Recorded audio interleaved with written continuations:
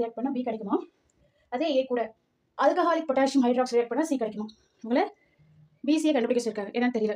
சரி, இப்போ ஒரு இதில் சப்ஸ்டியூஷன் ரியாக்ஷன் நடக்க போகுது, ஒரு இதில் எலிமினேஷன் ரியாக்ஷன் நடக்க போகுது. சிம்பிளாக தான். ஓகே, இப்போ இந்த CH5Cl இது எப்படி எழுதிக்கலாம்?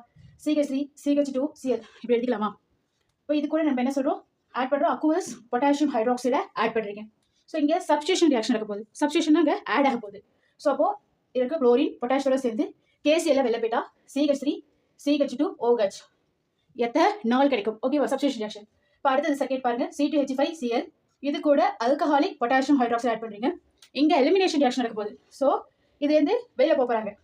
ஸோ அப்போ இது போய்க்கலாம் CH3 CH2Cl. ஓகேவா? இப்போ இருக்கக்கூடிய ஹைட்ரஜன் குளோரின் கூட சேர்த்து HCl ரிமூவ் ஆயிடுது. இப்போ ரிமைனிங் இருக்கிறது CH2 தான் இருக்கும் இல்லையா? CH2 double bond CH2.